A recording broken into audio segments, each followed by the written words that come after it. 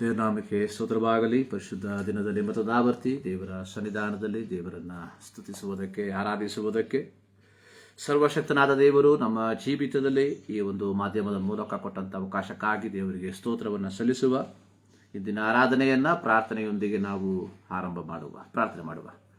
ನಮ್ಮನ್ನು ಬಹಳವಾಗಿ ಪ್ರೀತಿ ಮಾಡುವ ಪ್ರೀತಿಯ ತಂದೆಯಾದ ದೇವರೇ, ನಿಮ್ಮ ನಾಮಕ್ಕೆ ಸ್ತೋತ್ರ ಸ್ವಾಮಿ. ಈ ಪರಿಶುದ್ಧ ದಿನದಲ್ಲೇ ಮತದಾವರ್ತಿ ನಿಮ್ಮ ಮಕ್ಕಳಾದ ನಾವು ನಿಮ್ಮ ಸನ್ನಿಧಾನದಲ್ಲಿ ನಿಮ್ಮನ್ನು ಸ್ತುತಿಸುವುದಕ್ಕೆ, ನಿಮ್ಮನ್ನು ಆರಾಧಿಸುವುದಕ್ಕೆ, ನೀವು ಮಾಡಿದ ಪ್ರೀತಿಯನ್ನು, ನೀವು ಮಾಡಿದಂತಹ ಮೇಲುಗಳನ್ನು ಮನನ ಮಾಡುವುದಕ್ಕೆ, ಮತದಾವರ್ತಿ ಕೃತಜ್ಞತೆಯಿಂದ ಸ್ತೋತ್ರ ಸಲ್ಲಿಸುವುದಕ್ಕೆ ನಮ್ಮ ಜೀವಿತದಲ್ಲಿ ಕೊಟ್ಟಂಥ ಅವಕಾಶಕ್ಕಾಗಿ ಸ್ತೋತ್ರ. ಇಂದಿನ ಆರಾಧನೆಯನ್ನು ತಂದೆ, ಮಗ, ಪವಿತ್ರಾತ್ಮನ ನಾಮದಲ್ಲಿ ಆರಂಭಿಸುತ್ತೇವೆ. ತ್ರಯೇಕ ದೇವರ ಸಾನ್ನಿಧ್ಯ ಆರಂಭದ ಹಾದಿಯಿಂದ ಅಂತ್ಯದವರೆಗೆ ನಮ್ಮ ಸಂಗಡ ಇದ್ದು ನಮ್ಮನ್ನು ಮುನ್ನಡೆಸಲಿ.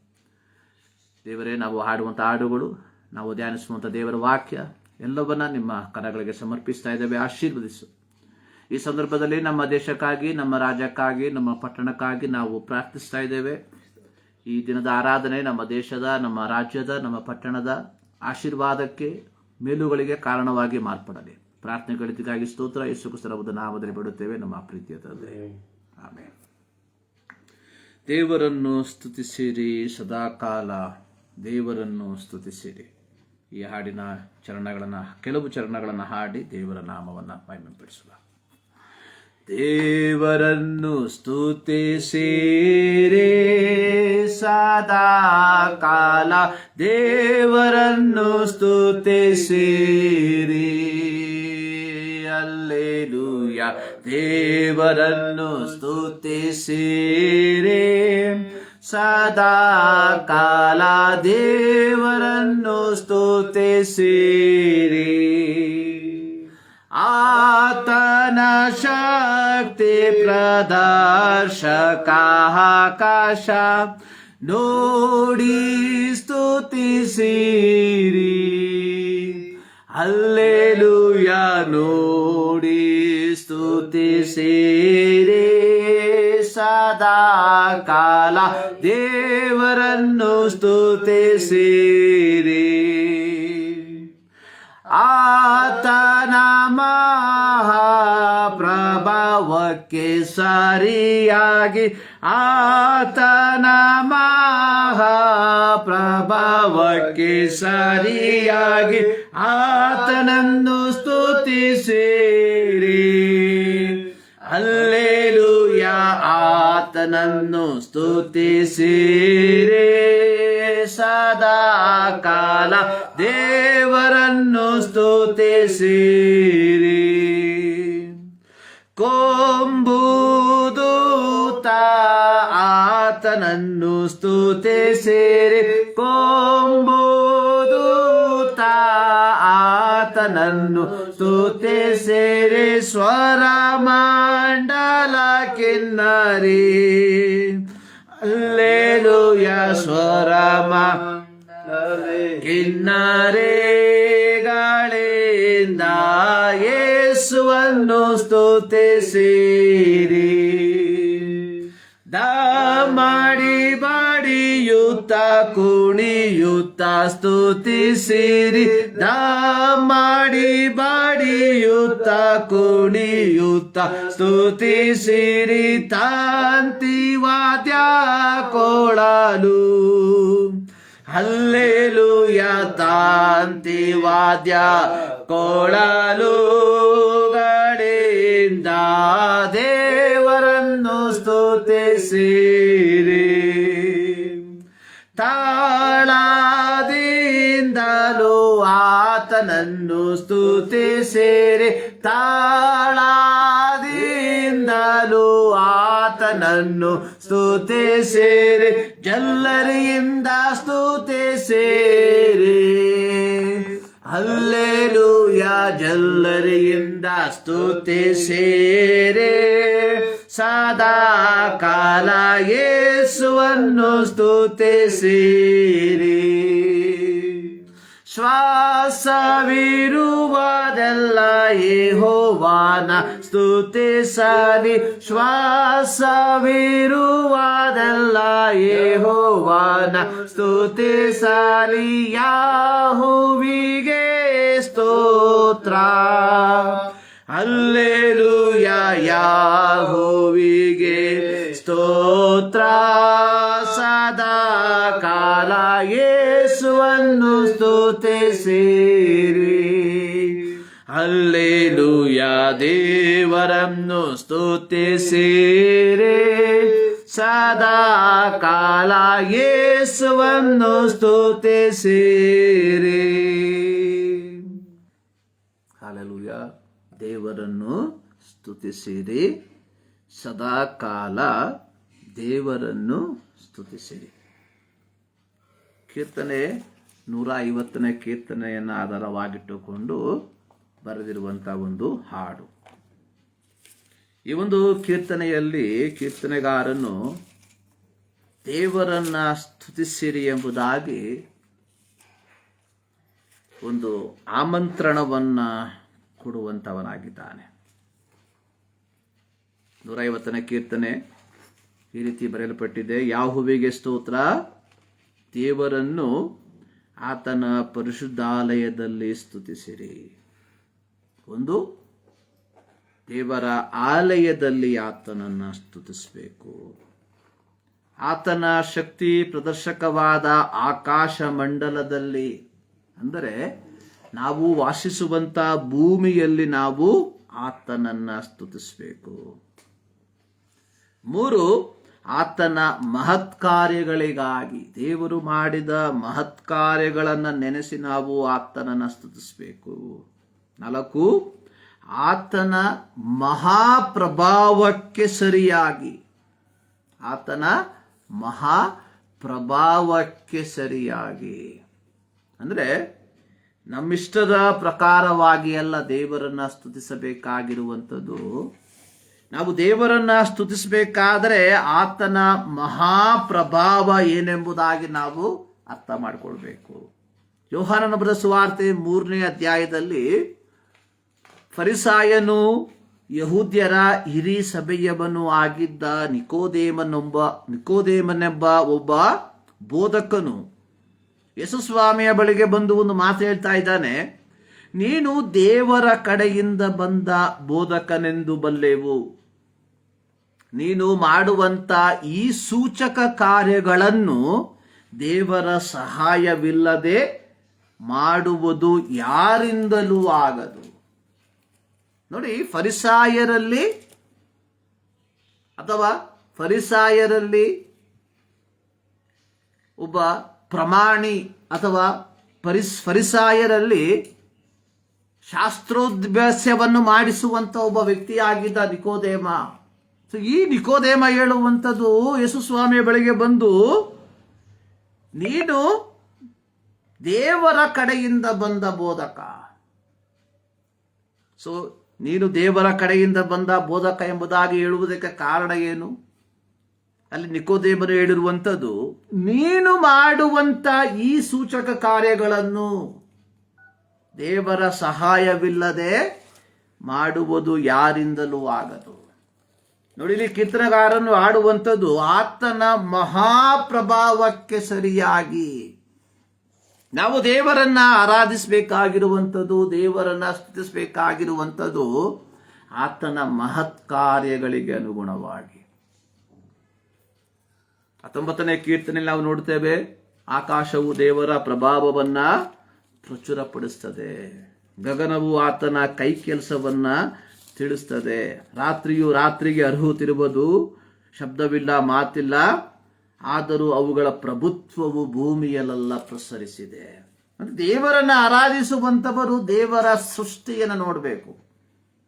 ದೇವರ ಸೃಷ್ಟಿಯನ್ನು ನೋಡುವಂತಹ ಸಂದರ್ಭದಲ್ಲಿ ಗೊತ್ತಾಗ್ತದೆ ದೇವರ ಮಹಾಪ್ರಭಾವ ಎಷ್ಟರ ಮಟ್ಟಿಗೆ ಇದೆ ಎಂಬುದಾಗಿ.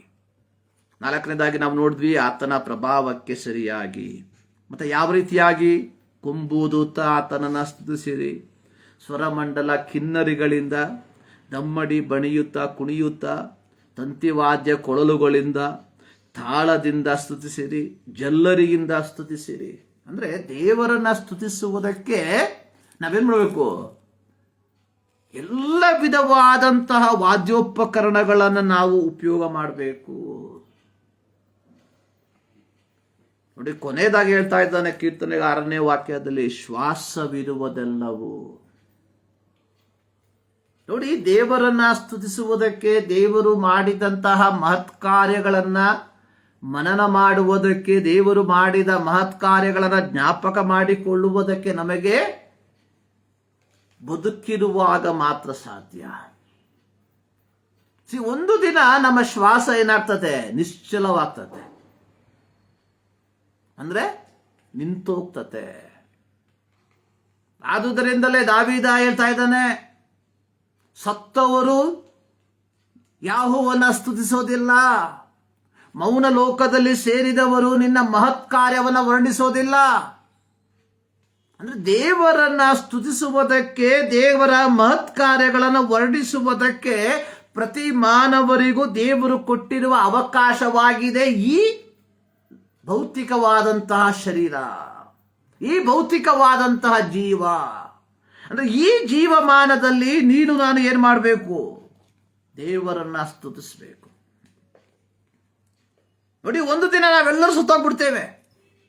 ನಾವು ಸತ್ತೋದ ಮೇಲೆ ನಮ್ಮ ಸುತ್ತಮುತ್ತಲಿರುವಂಥ ಜನ ಅನೇಕರು ಬಂದು, ಪ್ರತ್ಯೇಕವಾಗಿ ಕ್ರೈಸ್ತರಲ್ಲಿ ನಾವು ಕಾಣುವಂತಹ ಒಂದು ಪ್ರತೀತಿ ಏನಂದ್ರೆ, ಇವತ್ತು ಸತ್ತ ಮೇಲೆ 100 ಜನ ಬಂದ್ಬಿಟ್ಟು ನಮಗೆ ಅನುಮೋದನೆಯ ಮಾತುಗಳನ್ನು ಹೇಳ್ತಾರೆ. ಸೊ ಇದ್ಯಾವುದು ನಮ್ಮನ್ನ ಪರಲೋಕಕ್ಕೆ ಕೊಂಡೊಯ್ಯೋದಿಲ್ಲ. ನಾನು ಈ ರೀತಿಯಾಗಿ ಯೋಚನೆ ಮಾಡ್ತೇನೆ.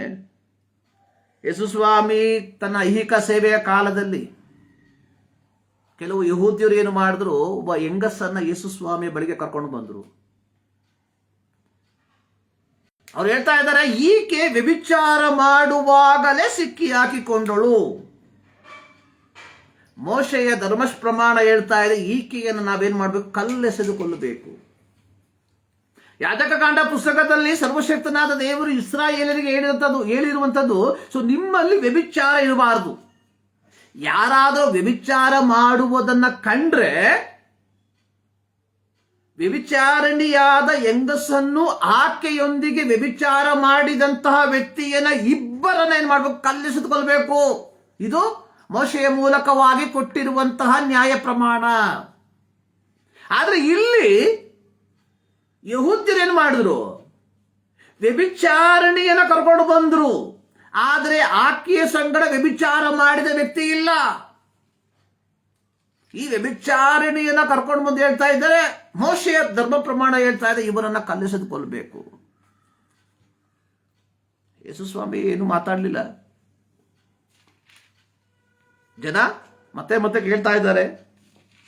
ಯೇಸುಸ್ವಾಮಿ ಹೇಳ್ದ, ಸೊ ನಿಮ್ಮಲ್ಲಿ ಪಾಪವಿಲ್ಲದವನು ಮೊದಲು ಆಕೆಯ ಮೇಲೆ ಕಲ್ಲೆಸೆಯಲಿ. ಸೊ ನಾನು ಇದೆಲ್ಲಕ್ಕೆ ಕಾರಣ, ಇವತ್ತು ಸತ್ತಿರುವ ವ್ಯಕ್ತಿಯ ಕುರಿತಾಗಿ ನಾವು ಅನೇಕ ಮಾತುಗಳನ್ನು ಹೇಳ್ತೇವೆ. ಆದರೆ ಇದುವರೆಗೂ ಈ ಸತ್ತಿರುವ ವ್ಯಕ್ತಿಯ ಕುರಿತಾಗಿ ಯಾವುದೇ ವಿಧವಾದಂಥ ನಕಾರಾತ್ಮಕ ವಿಚಾರಗಳನ್ನ, ನೆಗೆಟಿವ್ಗಳನ್ನ ಹೇಳದೇ ಇರುವಂತ ವ್ಯಕ್ತಿಗಳು ಈ ವ್ಯಕ್ತಿಯ ಕುರಿತಾಗಿ ಒಳ್ಳೆಯದನ್ನ ಹೇಳು ಎಂಬುದಾಗಿ ಹೇಳಿದ್ರೆ ಯಾವ ವ್ಯಕ್ತಿನೂ ಇದೊಳದಿಲ್ಲ ಹೇಳೋದಕ್ಕೆ. ಯಾಕಂದ್ರೆ ಬದುಕಿರುವಾಗ ನಾವೇನ್ ಮಾಡ್ತೇವೆ? ಆ ವ್ಯಕ್ತಿಯ ಕುರಿತಾಗಿ ಬರೇ ನಕಾರಾತ್ಮಕವಾದಂತಹ ವಿಚಾರಗಳನ್ನ ನಾವು ಮಾತಾಡಿರ್ತೇವೆ, ಕೆಟ್ಟದಾದಂತಹ ವಿಚಾರಗಳನ್ನ ಮಾತಾಡಿರ್ತೇವೆ, ಆ ವ್ಯಕ್ತಿಗೆ ಅವಮಾನ ತರುವಂತಹ ಸಂಗತಿಗಳನ್ನು ನಾವೇನ್ ಮಾಡ್ತೇವೆ? ಹಂಚಿರ್ತೇವೆ ಲೋಕಕ್ಕೆ. ಆದ್ರೆ ಸತ್ತ ಮೇಲೆ ಬಂದು ನಾವು ಹೇಳ್ತೇವೆ, ಇಂತಹ ಪವಿತ್ರನಾದಂತಹ ವ್ಯಕ್ತಿ ಲೋಕದಲ್ಲಿ ಬೇರೆ ಯಾರೂ ಇರಲಿಲ್ಲ. ಪ್ರಿಯರೇ, ನಾವು ದೇವರನ್ನ ಆರಾಧಿಸುವುದಕ್ಕೆ ಇರುವಂತಹ ಏಕೈಕ ಕಾಲ ಅನ್ನುವಂಥದ್ದು ನಮ್ಮ ಜೀವಿತ ಕಾಲ ಮಾತ್ರ. ನಾವು ಸತ್ತ ಮೇಲೆ ಜನ ನಮ್ಮ ಕುರಿತಾಗಿ ಏನ್ ಹೇಳ್ತಾರೆ ಎಂಬುದು ವಿಚಾರವಲ್ಲ. ಒಂದು ಕಾಲದಲ್ಲಿ ಸತ್ತಿರುವಂತಹ ವ್ಯಕ್ತಿ ಯಾರು ಸತ್ತು ಹೋಗ್ಬಿಟ್ರೆ ಒಂದು 3 ಜನ 4 ಜನ ಬಂದ್ಬಿಟ್ಟು ಅನುಮೋದನೆ ಮಾತ್ರ ಹೇಳ್ತಾ ಇದ್ರು. ಆದ್ರೆ ಇವತ್ತು 20, 30, 40, 60, 100 ಆಯ್ತು. ಅಂದ್ರೆ ಒಬ್ಬ ವ್ಯಕ್ತಿ ಸತ್ತ 100 ಜನ ಬಂದು ಹೇಳ್ತಾರೆ ಆ ವ್ಯಕ್ತಿಯ ಕುರಿತಾಗಿ. ಸೊ ನಾನು ಸತ್ತ ಮೇಲೆ 1000 ಜನ ಬಂದು ನನ್ನ ಕುರಿತಾಗಿ ಹೇಳೋದ್ರಿಂದ ಸೊ ನನಗಾಗಲಿ ದೇವರಿಗಾಗಲಿ ಯಾವ ಪ್ರಯೋಜನ ಇಲ್ಲ. ಸೊ ನನ್ನ ಜೀವಿತದ ಮೂಲಕ ದೇವರ ನಾಮಕ್ಕೆ ಮಹಿಮೆ ಉಂಟಾಗಬೇಕಾದ್ರೆ ನಾನು ಬದುಕಿರುವಾಗ, ನಾನು ಜೀವದಿಂದಿರುವಾಗ ದೇವರ ಮಹತ್ ಕಾರ್ಯವನ್ನು ನೆನೆಸಿ ದೇವರನ್ನ ಸ್ತುತಿಸುವಂತವನಾಗಿರ್ಬೇಕು. ಸೊ ನಾವು ದೇವರನ್ನ ಸ್ತುತಿಸುವಂತವರಾಗಿದ್ದೇವ. ನಾವು ಹಾಡಿದ್ವಿ, ಆತನ ಶಕ್ತಿ ಪ್ರದರ್ಶಕ ಆಕಾಶ ಮಂಡಲವನ್ನು ನೋಡಿ ಆತನನ್ನ ಸ್ತುತಿಸಿರಿ, ಆತನ ಮಹತ್ ಕಾರ್ಯಗಳಿಗಾಗಿ ಆತನನ್ನ ಸ್ತುತಿಸಿರಿ, ಆತನ ಪ್ರಭಾವಕ್ಕೆ ಸರಿಯಾಗಿ ಆತನನ್ನ ಸ್ತುತಿಸಿರಿ. ಈ ಮುಂಜಾನೆಯಲ್ಲಿ ದೇವರ ಸನ್ನಿಧಾನದಲ್ಲಿ ದೇವರನ್ನು ಆರಾಧಿಸುವುದಕ್ಕೆ ನಾವು ಸೇರಿ ಬಂದಿರುವಾಗ, ಇನ್ನೊಂದು ಆರಾಧನೆ ಅಂದ್ರೆ ಏನು? ಭಾನುವಾರ ಬಂದ್ವಿ, ಕುತ್ಕೊಂಡ್ವಿ, ಒಂದು ಹಾಡು ಹಾಡಿದ್ವಿ, ಒಂದು ಪ್ರಾರ್ಥನೆ ಮಾಡಿದ್ವಿ, ಒಂದು ಪ್ರಸಂಗ ಕೇಳಿದ್ವಿ, ಹೊರಟೋದ್ವಿ. ಸೊ ಇದು ಆರಾಧನೆ? ಏನು ಆರಾಧನೆ? ಆಫರ್ ಅವರ್ ಸೆಲ್ಫ್, ನಮ್ಮನ್ನು ನಾವೇ ಸಮರ್ಪಿಸುವಂಥದ್ದು. ಸೊ ದೇವರನ್ನು ಸ್ತುತಿಸುವುದು ಅಂದರೆ ದೇವರ ಮಹತ್ ಕಾರ್ಯಗಳನ್ನು ನೆನಪು ಮಾಡಿಕೊಂಡು ದೇವರಿಗೆ ಘನತೆಯನ್ನು ಸಲ್ಲಿಸುವಂಥದ್ದು. ಸೊ ನಾನು ಯಾವಾಗಲೂ ಹೇಳುವಂಥದ್ದು, ದೇವರು ನಮ್ಮ ಜೀವಿತದಲ್ಲಿ ಮಾಡಿರುವಂತಹ ಅತ್ಯಮೂಲ್ಯವಾದಂತಹ ಆಶೀರ್ವಾದ ಅಥವಾ ಅತ್ಯಮೂಲ್ಯವಾದಂತಹ ಏನು ಅದ್ಭುತ ಅನ್ನುವಂಥದ್ದು ನಮ್ಮನ್ನು ಪಾಪದಿಂದ ಬಿಡುಗಡೆ ಮಾಡಿರುವಂಥದ್ದು. ಯಾಕಂದ್ರೆ ಇವತ್ತು ಲೋಕದಲ್ಲಿರುವ ಮನುಷ್ಯರಿಗೆ ಒಂದು ನಿತ್ಯತ್ವದ ಕುರಿತಾಗಿ ಅಥವಾ ಮರಣಾನಂತರದ ಜೀವಿತದ ಕುರಿತಾಗಿ ಯಾವ ವಿಧವಾದ ಗ್ರಾಹಿಕೆ ಇಲ್ಲದೆ ಇರುವಂತಹ ಸಂದರ್ಭದಲ್ಲಿ ದೇವರು ನಮಗೆ ಏನು ನಿತ್ಯತ್ವದ ಕುರಿತಾಗಿ ಒಂದು ಗ್ರಹಿಕೆಯನ್ನು ಕೊಟ್ಟಿದ್ದಾನೆ. ನೋಡಿ, ಯೋಹಾನನ ಬರೆದ ಸುವಾರ್ತೆ 14ನೇ ಅಧ್ಯಾಯದಲ್ಲಿ ಯೇಸು ಸ್ವಾಮಿ ಹೇಳಿರುವಂಥದ್ದು, ನಾನು ನಿಮಗಾಗಿ ಸ್ಥಳವನ್ನು ಸಿದ್ಧ ಮಾಡುವುದಕ್ಕೆ ಹೋಗ್ತಾ ಇದ್ದೇನೆ. ಸ್ಥಳವು ಸಿದ್ಧವಾದ ಮೇಲೆ ನಾನು ಹಿಂತಿರುಗಿ ಬಂದು ನಿಮ್ಮನ್ನು ಕರ್ಕೊಂಡು ಹೋಗ್ತೇನೆ. ಯಾಕೆಂದ್ರೆ ನಾನಿರುವಲ್ಲಿ ನೀವು ಸಹ ಇರಬೇಕು. ವೇರ್ ಐ ಆಮ್, ನಾನಿರುವಲ್ಲಿ ನೀವು ಸಹ ಇರಬೇಕು. ಅಂದ್ರೆ ನಮ್ಮ ಜೀವಿತದಲ್ಲಿ ದೇವರು ಕೊಟ್ಟಿರುವಂತಹ ನಿರೀಕ್ಷೆ ಎನ್ನುವಂಥದ್ದು, ನಮ್ಮ ಜೀವಿತದಲ್ಲಿ ದೇವರು ಕೊಟ್ಟಿರುವಂತಹ ಆ ಅತ್ಯಮೂಲ್ಯವಾದಂತಹ ಆಶೀರ್ವಾದ ಅನ್ನುವಂಥದ್ದು ನಿತ್ಯತ್ವ. ಸೊ ಇದು ಯಾರಿಗಿದೆ? ನಮಗಿದೆ, ಕ್ರೈಸ್ತರಾದ ನಮಗಿದೆ.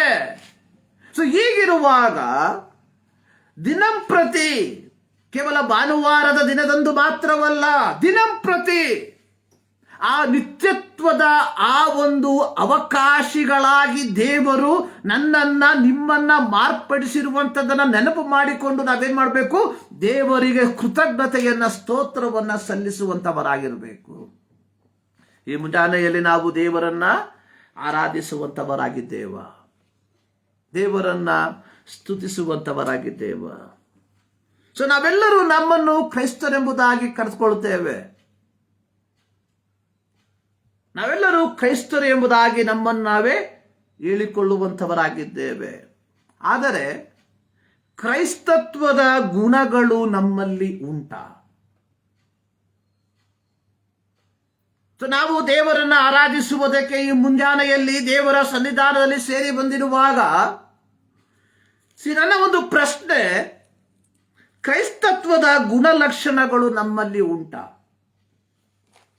ನೋಡಿ, ಒಬ್ಬ ಸನ್ಯಾಸಿಯನ್ನ ನೋಡಿದಾಗ ನಮಗೆ ಗೊತ್ತಾಗ್ತದೆ ಆತ ಸನ್ಯಾಸಿ ಎಂಬುದಾಗಿ. ಕಾರಣ ಆತನ ವಸ್ತ್ರಧಾರಣೆ. ಒಬ್ಬ ಮುಸ್ಲಿಂನನ್ನು ನೋಡುವಾಗ ನಮಗೆ ಗೊತ್ತಾಗ್ತದೆ ಆತ ಒಬ್ಬ ಮುಸ್ಲಿಂ ಎಂಬುದಾಗಿ. ಕಾರಣ ಆತನ ವಸ್ತ್ರಧಾರಣೆ. ಒಬ್ಬ ಸಿಖ್ ವ್ಯಕ್ತಿಯನ್ನು ನೋಡುವಾಗ, ಪಂಜಾಬಿಯನ್ನು ನೋಡುವಾಗ ಗೊತ್ತಾಗ್ತದೆ ಈತ ಒಬ್ಬ ಪಂಜಾಬಿ. ಕಾರಣ ಆತನ ವಸ್ತ್ರಧಾರಣೆ. ನಾವು ಮಿಡಲ್ ಈಸ್ಟ್ ಕಂಟ್ರಿಗಳಿಗೆ ಹೋಗುವಂತಹ ಸಂದರ್ಭದಲ್ಲಿ ಅರಬಿಗಳನ್ನು ನೋಡಿದ್ರೆ ಗೊತ್ತಾಗ್ತದೆ ಈಸ ಅರಬಿ. ಕಾರಣ ಅವನ ವಸ್ತ್ರಧಾರಣೆ.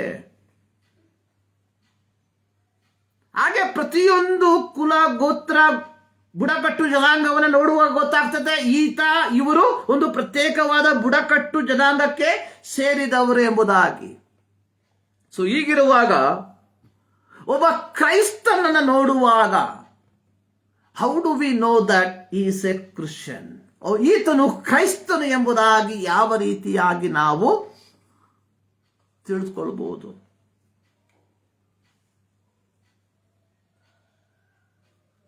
ಸೊ ನಾವು ನಮ್ಮ ಕೇರಳ ಕಡೆಗೆ ಬಂದ್ರೆ ಈಗ ಪೆಂಟೆಕೋಸ್ಟ್ ಗುಂಪನ್ನು ನೋಡುವಾಗ ಗೊತ್ತಾಗ್ತದೆ, ಆಭರಣ ಹಾಕೊಂಡಿರೋದಿಲ್ಲ, ಅವ್ರನ್ನ ನೋಡಿ ನಾವು ಹೇಳ್ತೇವೆ ಕ್ರೈಸ್ತರು ಎಂಬುದಾಗಿ. ದಾಡಿ ತೆಗೆದಾಕ್ಬಿಟ್ಟು, ಮೀಸೆ ತೆಗೆದಾಕ್ಬಿಟ್ಟು ಬೋಳಾಗಿರುವಂಥವರನ್ನು ನೋಡಿ ನಾವು ಹೇಳ್ತೇವೆ ಈತ ಕ್ರೈಸ್ತ ಎಂಬುದಾಗಿ. ಸೊ ಇದು ಮಾತ್ರ ಸಾಕ ನಮ್ಮ ಗುರುತಿಗೆ. ನೋಡಿ, ಅಪೊಸ್ತಲರ ಕೃತ್ಯವನ್ನ ನಾವು ಓದುವಂತಹ ಸಂದರ್ಭದಲ್ಲಿ ಅಂತಿಯೋಕ್ಯದಲ್ಲಿ ಮೊದಲು ಕ್ರಿಸ್ತನ ಶಿಷ್ಯರಿಗೆ ಕ್ರೈಸ್ತರು ಎಂಬುದಾಗಿ ಕರೆದರು. ಅಂದ್ರೆ ಅಂತಿಯೋಕ್ಯದಲ್ಲಿದ್ದಂತಹ ಅನ್ಯ ಜನರು ಕ್ರಿಸ್ತನ ಶಿಷ್ಯರನ್ನ ನೋಡಿ ಕ್ರೈಸ್ತರು ಎಂಬುದಾಗಿ ಕರೆಯುವುದಕ್ಕೆ ಕಾರಣ, ಕ್ರಿಸ್ತನ ಶಿಷ್ಯರು ಅಂದರೆ ಕ್ರಿಸ್ತನ ಬೋಧನೆಯನ್ನ ಕೇಳಿಕೊಂಡು ಕ್ರಿಸ್ತನೊಟ್ಟಿಗೆ ಸೇರುವುದಕ್ಕಾಗಿ ಅಥವಾ ಕ್ರಿಸ್ತನೊಂದಿಗೆ ಸೇರಿದಂತಹ ಗುಂಪು ಕ್ರಿಸ್ತನ ಬೋಧನೆಗೆ ಅನುಗುಣವಾಗಿ ಬದುಕುವಂತವರಾಗಿದ್ದರು. ನೋಡಿ, ಇವತ್ತು ಬೌದ್ಧ ಮತದವರು ನಾವು ನೋಡುತ್ತೇವೆ.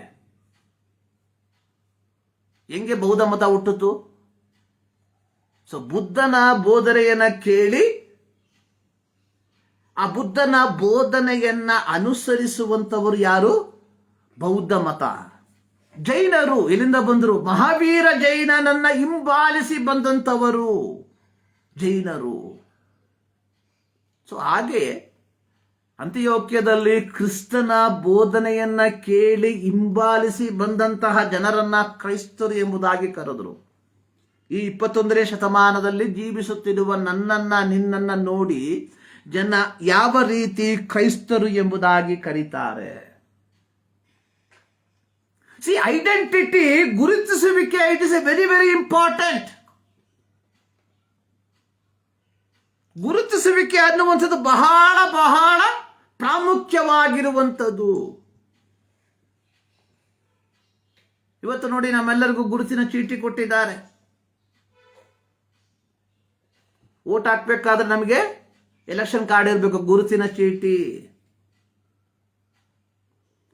ಸೊಸೈಟಿಯಲ್ಲಿ ನಮ್ಮ ರೇಷನ್ ಇಸ್ಕೊಬೇಕಾದ್ರೆ ರೇಷನ್ ಅಂಗಡಿಯಲ್ಲಿ ಗುರುತಿನ ಚೀಟಿ ಕೊಟ್ಟಿರ್ತಾರೆ. ಗುರುತಿಸುವಿಕೆ it is A very very important.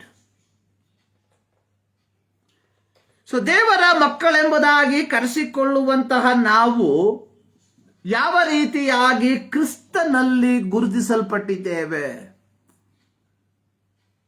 ನಾನು ಪ್ರಾರಂಭದಲ್ಲಿ ಹೇಳಿದೆ, ಮೀಸೆಯನ್ನ ದಾಡಿಯನ್ನ ಬೋಳಿಸ್ಬಿಟ್ಟು ಏನು ಬಂಗಾರವನ್ನ ಹಾಕದೆ ಬಿಳಿ ಬಟ್ಟೆಯನ್ನ ಹಾಕಿಕೊಂಡು ಗುರುತಿಸಿಕೊಳ್ಳುವುದಕ್ಕಿಂತಲೂ ಮಿಗಿಲಾಗಿ ದೇವರು ನಮ್ಮನ್ನು ಯಾವ ರೀತಿಯಾಗಿ ಗುರುತಿಸಿಕೊಳ್ಳುವವನಾಗಿದ್ದಾನೆ. ಇವತ್ತು ಜನ ಸಮೂಹದಲ್ಲಿ ಅನೇಕ ರೀತಿಯಲ್ಲಿ ತಮ್ಮನ್ನು ತಾವೇ ತೋರ್ಪಡಿಸಿಕೊಳ್ಳುವುದಕ್ಕೆ ಪ್ರಯತ್ನಿಸುವಂತವರಾಗಿದ್ದಾರೆ. ಪ್ರತ್ಯೇಕವಾಗಿ ಈ ಒಂದು 21ನೇ ಶತಮಾನದ ಕಾಲಭಾಗದಲ್ಲಿ ಇವತ್ತು ಚಿಕ್ಕವರಿಂದ ಪ್ರಾರಂಭವಾಗಿ ಸಾಯುವುದಕ್ಕೆ ಇರುವಂತಹ ಆ ಒಂದು ಪ್ರಾಯದ ತನಕ ಇರುವ ವ್ಯಕ್ತಿಗಳು ಮೊಬೈಲ್ಗಳಲ್ಲಿ ರೀಲ್ಗಳನ್ನ ಮಾಡಿ ಏನ್ ಮಾಡ್ತಾ ಇದ್ದಾರೆ? ತಮ್ಮನ್ನು ತಾವೇ ಗುರುತಿಸ್ಕೊಳ್ತಾ ಇದ್ದಾರೆ. ಈ ಒಂದು ಲೈವ್ ಅದೇ ಅದರ ಒಂದು ಭಾಗನೇ. ಈ ಫೇಸ್ಬುಕ್ ಮೂಲಕವಾಗಿ ಈ ಒಂದು ಲೈವ್ ಆರಾಧನೆ ಆ ಒಂದು ಭಾಗ, ಅದರಲ್ಲಿ ಯಾವ ಸಂಶಯ ಇಲ್ಲ. ಅಂದ್ರೆ people want to identify themselves. So ನಾಲ್ಕು ಜನ ನನ್ನನ್ನು ಏನ್ ಮಾಡಬೇಕು? ಗುರುತಿಸ್ಕೊಳ್ಬೇಕು. ಸೊ ಅದಕ್ಕೋಸ್ಕರವಾಗಿ ಇವತ್ತು ಜನ ಏನ್ ಮಾಡ್ತಾ ಇದ್ದಾರೆ? ವಿವಿಧ ಮಾಧ್ಯಮದ ಮೂಲಕವಾಗಿ ಆ ಒಂದು ಪ್ರಯತ್ನದಲ್ಲಿ ತೊಡಗಿಸಿಕೊಂಡಿದ್ದಾರೆ. ಕೆಲವರು ಕೆಲಸಗಳ ಮೂಲಕವಾಗಿ ತಮ್ಮನ್ನು ಗುರುತಿಸ್ಕೊಳ್ತಾರೆ. ಕೆಲವರು ಹರಟೆ ಮಾತುಗಳ ಮೂಲಕವಾಗಿ ಗುರುತಿಸ್ಕೊಳ್ತಾರೆ. ಹೀಗೆ ಪಟ್ಟಿಗಳು ಬೆಳೆಯುತ್ತಾ ಹೋಗ್ತದೆ. ಆದರೆ ಆಸ್ ಎ ಕ್ರಿಶ್ಚಿಯನ್, ಒಬ್ಬ ಕ್ರೈಸ್ತನಾಗಿ ಯಾವ ರೀತಿ ನಾನು ನನ್ನನ್ನು ಗುರುತಿಸಿಕೊಳ್ಳುವಂಥದ್ದು.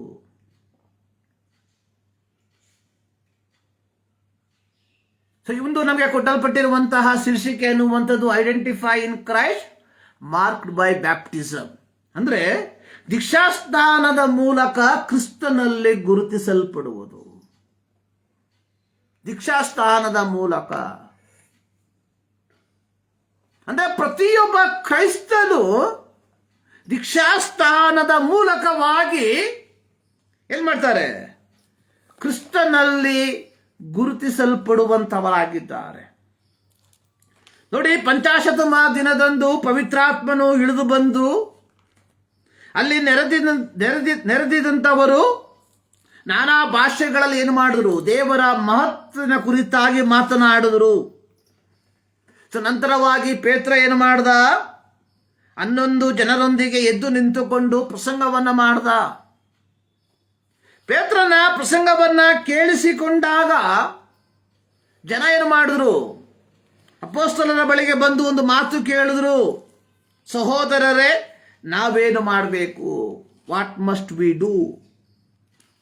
ಸೊ ಈ ಸಂದರ್ಭದಲ್ಲಿ ಪೇತ್ರ ಹೇಳ್ತಾ ಇದ್ದಾನೆ, ನಿಮ್ಮ ಪಾಪಗಳು ಪರಿಹಾರವಾಗುವುದಕ್ಕಾಗಿ ಸೊ ನಿಮ್ಮಲ್ಲಿ ಪ್ರತಿಯೊಬ್ಬರೂ ದೇವರ ಕಡೆಗೆ ತಿರುಗಿಕೊಂಡು ಯೇಸು ಕ್ರಿಸ್ತನ ಹೆಸರಿನಲ್ಲಿ ಅಥವಾ ಯೇಸುವನ್ನೇ ಕ್ರಿಸ್ತನೆಂದು ಹೇಳಿ ದೀಕ್ಷಾಸ್ನಾನ ಮಾಡಿಸಿಕೊಳ್ಳ್ರಿ. ಅಂದ್ರೆ ಒಬ್ಬ ಕ್ರೈಸ್ತ ತನ್ನನ್ನು ತಾನೇ ಗುರುತಿಸಿಕೊಳ್ಳುವಂಥದ್ದು ದೀಕ್ಷಾಸ್ನಾನದ ಮೂಲಕವಾಗಿ. ದೀಕ್ಷಾಸ್ನಾನದ ಮೂಲಕವಾಗಿ. ನೋಡಿ, ಅಪೊಸ್ತಲರ ಕೃತ್ಯ 10ನೇ ಅಧ್ಯಾಯಕ್ಕೆ ನಾವು ಬರುವಂತಹ ಸಂದರ್ಭದಲ್ಲಿ ಪೇತ್ರ ಏನು ಮಾಡ್ದ? ಕೊರ್ನೆಲ್ಯನ ಮನೆಯಲ್ಲಿ ಏನು ಮಾಡ್ದ? ದೇವರ ವಾಕ್ಯವನ್ನ ಸಾರ್ದ. ಕೊರ್ನೆಲ್ಯನು ಯಾರಾಗಿದ್ದ? ರೋಮನ್ ಸೇನಾಧಿಪತಿ ಆಗಿದ್ದ. ಅಂದ್ರೆ ಯಹೂದ್ಯನಲ್ಲದವನು. ಅಂದ್ರೆ ಯಹೂದ್ಯನಲ್ಲದವನಾದ ಕೊರ್ನೆಲ್ಯನ ಮನೆಯಲ್ಲಿ ಪೇತ್ರನು ಏನು ಮಾಡಿದ? ದೇವರ ವಾಕ್ಯವನ್ನ ಸಾರಿದಾಗ ಕೊರ್ನೆಲ್ಯನು ಅವನ ಕುಟುಂಬದವರು ಏನು ಮಾಡಿದ್ರು? ರಕ್ಷಣೆ ಹೊಂದ್ಕೊಂಡ್ರು. ಆಗ ಏನಾಯ್ತು? ಪೇತ್ರ ಅವರಿಗೇನು ಮಾಡ್ದ? ದೀಕ್ಷಾಸ್ನಾನವನ್ನ ಕೊಟ್ಟ. ಅಲ್ಲಿಗೆ ಮುಗಿಯೋದಿಲ್ಲ. ಅಪೊಸ್ತಲರ ಕೃತ್ಯ 8ನೇ ಅಧ್ಯಾಯಕ್ಕೆ ನಾವು ಬರುವಂತಹ ಸಂದರ್ಭದಲ್ಲಿ ಐಥಿಯೋಪಿಯಾದ ಅಧಿಕಾರಿ, ದ ಫೈನಾನ್ಸ್ ಮಿನಿಸ್ಟರ್, ಅವನು ಈ ಅಧಿಕಾರಿ ಈ ಅಧಿಕಾರಿ ಯೆರೂಸಲೇಮಿಗೆ ದೇವರನ್ನು ಆರಾಧಿಸುವುದಕ್ಕೆ ಬಂದಿದ್ದ. ಈತ ಯಾರಾಗಿದ್ದ? ನಾಟ್ ಎ ಜೂ, ಒಬ್ಬ ಯಹೂದ್ಯನಲ್ಲ, ಆದರೆ ಯಹೂದ್ಯ ಮತವನ್ನ ಸ್ವೀಕಾರ ಮಾಡಿದ ವ್ಯಕ್ತಿ.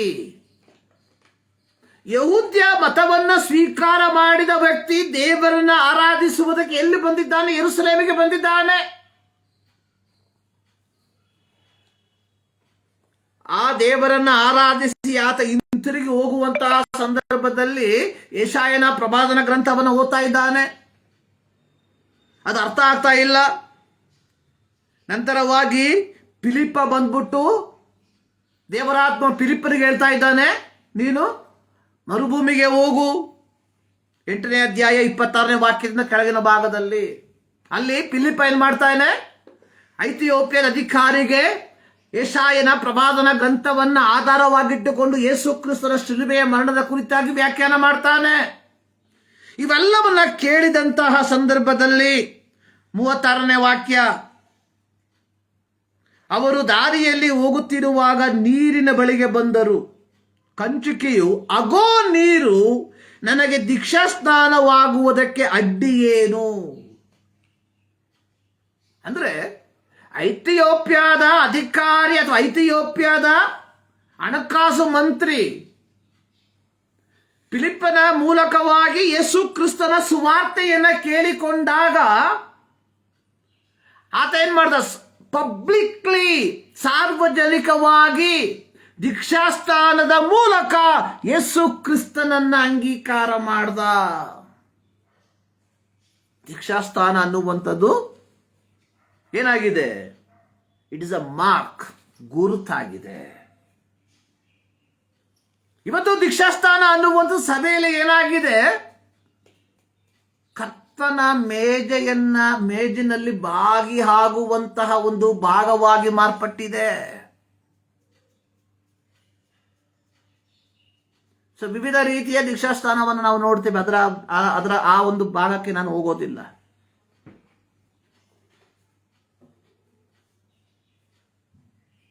ಕೆಲವು ಮೇಂದಿನ ಸಭೆಗಳಲ್ಲಿ ಚೈಲ್ಡ್ ಬ್ಯಾಪ್ಟಿಸಮ್, ಕೆಲವು ಸಭೆಗಳಲ್ಲಿ ಒಂದು ಪಂಗಡ ಇದೆ, ಅವರು ನೀರಿನ ಮೂಲಕವಾಗಿ ಅಲ್ಲ, ಬಾವುಟದ ಕೆಳಗೆ ಹಾದು ಹೋಗುವುದರ ಮೂಲಕವಾಗಿ ದೀಕ್ಷಾಸ್ಥಾನದಲ್ಲಿ ಭಾಗಿಗಳಾಗ್ತಾರೆ. ಅಂದ್ರೆ ಒಂದೊಂದು ಪಂಗಡಗಳು ಒಂದೊಂದು ವಿಧದಲ್ಲಿ. ಆದರೆ ಇಲ್ಲಿ ನಾವು ನೋಡುವಂಥದ್ದು, ಯೇಸು ಸ್ವಾಮಿ ತನ್ನ ಐಹಿಕ ಸೇವೆಯನ್ನ ಪ್ರಾರಂಭಿಸುವುದಕ್ಕಿಂತ ಮುಂಚಿತವಾಗಿ ಮತ್ತಾಯನ ಬರೆದ ಸುವಾರ್ತೆ 3ನೇ ಅಧ್ಯಾಯಕ್ಕೆ ನಾವು ಬರುವಂತಹ ಸಂದರ್ಭದಲ್ಲಿ ಅದರ 13ನೇ ವಾಕ್ಯದಲ್ಲಿ, ಆ ಕಾಲದಲ್ಲಿ ಯೇಸು ಯೋಹಾನನಿಂದ ಸ್ನಾನ ಮಾಡಿಸಿಕೊಳ್ಳಬೇಕೆಂದು ಗಲಿಲಾಯದಿಂದ ಯೋರ್ದಾನ್ ಒಳಗೆ ಬಂದನು.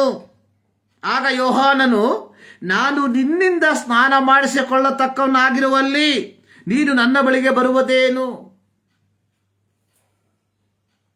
ಅದರ 16ನೇ ವಾಕ್ಯ, ಯೇಸು ಸ್ನಾನ ಮಾಡಿಸಿಕೊಂಡ ಕೂಡಲೇ ನೀರಿನಿಂದ ಮೇಲಕ್ಕೆ ಬರಲು ಆತನಿಗೆ ಆಕಾಶವು ತೆರೆಯಿತು. ದೇವರ ಆತ್ಮ ಪಾರಿವಾಳದ ಹಾಗೆ ಇಳಿದು ತನ್ನ ಮೇಲೆ ಬರುವುದನ್ನು ಕಂಡನು.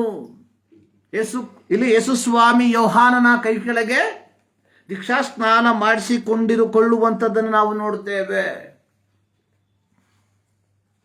ಸೊ ಇಂದು ನಮ್ಮ ವಿಷಯ ಅನ್ನುವಂಥದ್ದು ದೀಕ್ಷಾಸ್ಥಾನ, baptism is identity with Christ. Yesu ಕ್ರಿಸ್ತನೊಂದಿಗೆ ನಮ್ಮನ್ನು ನಾವೇ ಗುರುತಿಸಿಕೊಳ್ಳುವಂಥದ್ದು. ಪ್ರೀತಿಯ ದೇವಜನರೇ,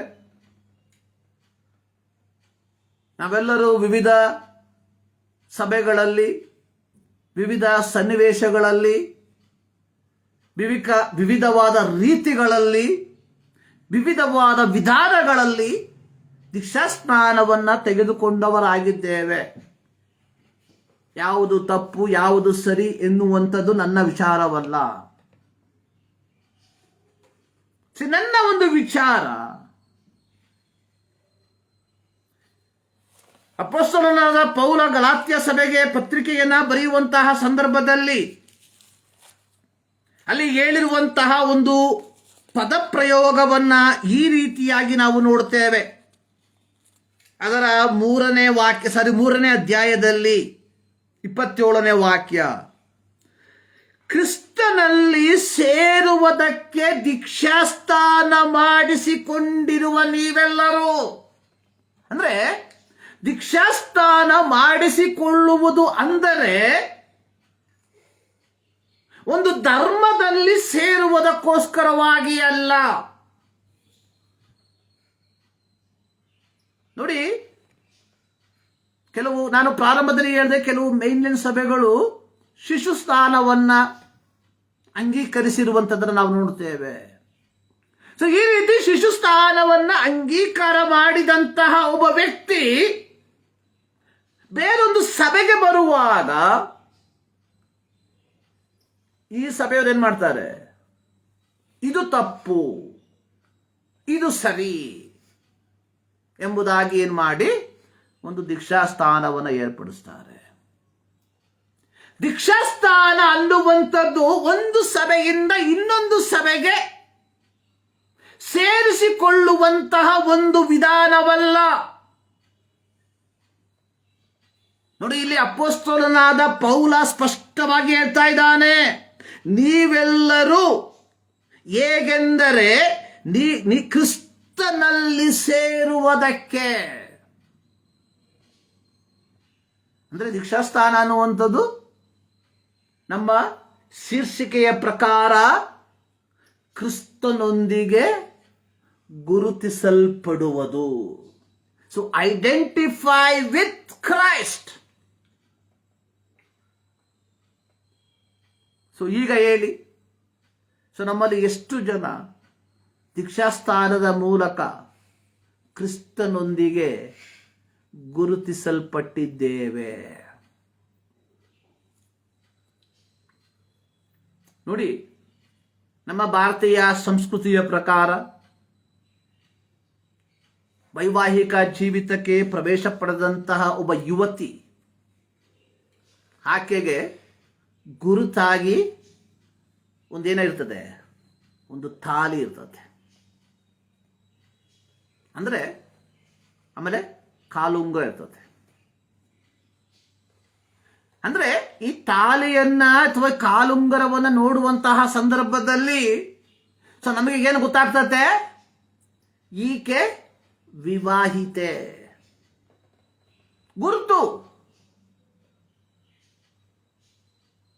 ಇಟ್ ಇಸ್ ಎ ಮಾರ್ಕ್. ನನ್ನ ಪ್ರಶ್ನೆ, ದೀಕ್ಷಾಸ್ಥಾನವನ್ನ ತೆಗೆದುಕೊಂಡಿರುವ ನಾವುಗಳು ಕ್ರಿಸ್ತನನ್ನು ಧರಿಸಿಕೊಂಡಿದ್ದೇವಾ? ಕ್ರಿಸ್ತನನ್ನು ಧರಿಸಿಕೊಂಡಿದ್ದೇವಾ? ನೋಡಿ, ಇವತ್ತು ನಮಗೆ 3 ಸತ್ಯವೇದ ಭಾಗಗಳು ಕೊಡಲ್ಪಟ್ಟಿದೆ. ಪ್ರಾರಂಭದಲ್ಲಿ ಯೋಹಾನನ ಬರೆದ ಸುವಾರ್ತೆಯಲ್ಲಿ ನಾವು ನಮ್ಮ ಗಮನವನ್ನು ಹರಿಸೋಣ. ನಾನು ಪ್ರಾರಂಭದಲ್ಲಿ ಹೇಳಿದೆ, ಫರಿಸಾಯರಲ್ಲಿ ಹಿರಿಯವನಾಗಿದ್ದಂತಹ ನಿಕೋದೇಮ ರಾತ್ರಿಯ ಜಾವದಲ್ಲಿ ಯೇಸು ಸ್ವಾಮಿಯ ಬಳಿಗೆ ಬಂದು ಹೇಳ್ತಾ ಇದ್ದಾನೆ, ನೀನು ದೇವರಿಂದ ಕಳುಹಿಸಲ್ಪಟ್ಟವನು, ಕಾರಣ ನೀನು ಮಾಡುವಂತಹ ಸೂಚಕ ಕಾರ್ಯ ದೇವರ ಸಹಾಯವಿಲ್ಲದೆ ಮಾಡುವುದಕ್ಕೆ ಸಾಧ್ಯವಿಲ್ಲ.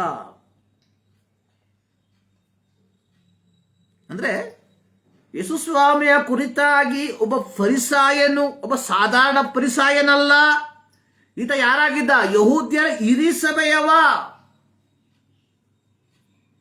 ರಬ್ಬಿ, ಗುರು. ಅಂದ್ರೆ ಫರಿಸಾಯರ ಗುರುವಾಗಿದ್ದಂತಹ ನಿಕೋದೇಮ ಯೇಸು ಸ್ವಾಮಿಯ ಬಳಿಗೆ ಬಂದು ಹೇಳ್ತಾ ಇದ್ದಾನೆ, ನೀನು ದೇವರಿಂದ ಬಂದವನು. ಅಂದ್ರೆ ಒಳ್ಳೆ ಮಾತು ಹೇಳ್ತಾ ಇದ್ದಾನೆ, ಪಾಸಿಟಿವ್ ಮಾತು ಹೇಳ್ತಾ ಇದ್ದಾನೆ, ಸಕಾರಾತ್ಮಕವಾದ ಮಾತುಗಳನ್ನು ಹೇಳ್ತಾ ಇದ್ದಾನೆ.